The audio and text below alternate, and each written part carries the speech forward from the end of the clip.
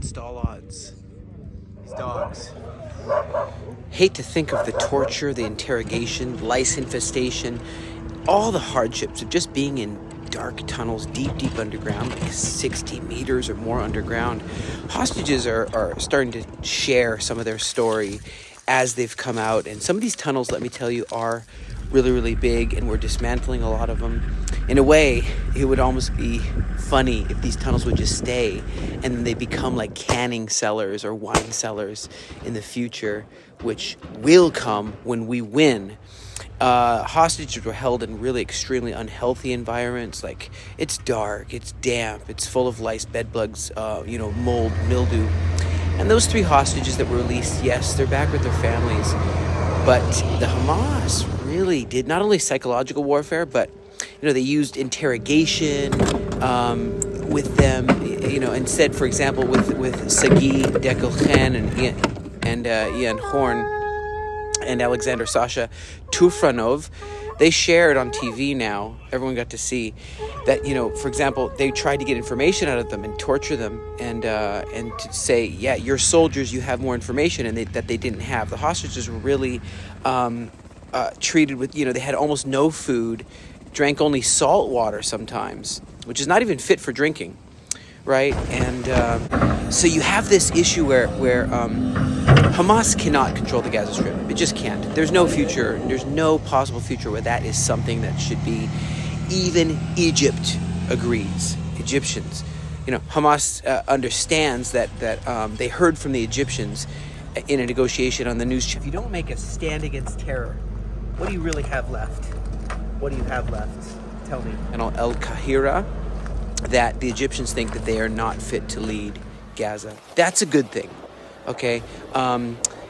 Also, that there's talks of establishing a temporary committee which will oversee the Gaza reconstruction process. And so these Palestinian Hamas fighters would then go to a secure area before handing over the Israeli hostages to the Red Cross. And so IDF spokesman says it's conducted a few airstrikes against suspicious vehicles that are traveling north without going through the designated vehicle checkpoints. So it doesn't mean we're breaking the ceasefire or any such thing.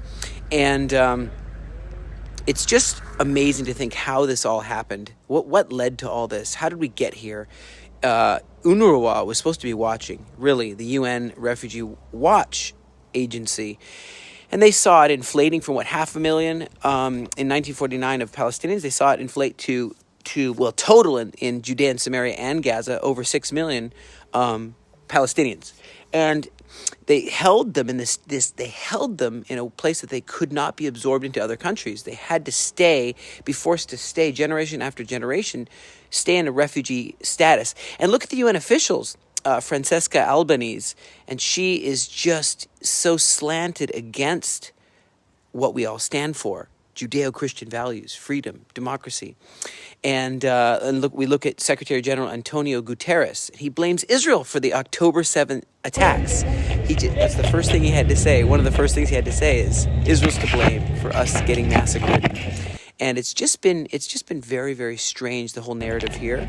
And I'm looking through my time in Lebanon, my time in Gaza, and it's still continuing on this seven-front war.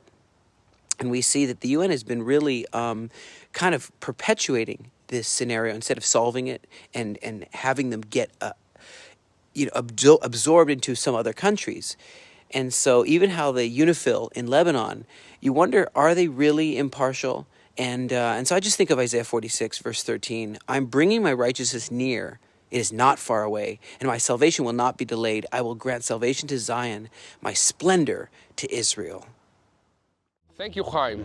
And guys, if you can contribute to Chaim's nonprofit organization to help Jewish new immigrants establish roots in the land of Israel, please go to www.aliyahreturncenter.com and make your contribution. God bless you, and God bless Israel.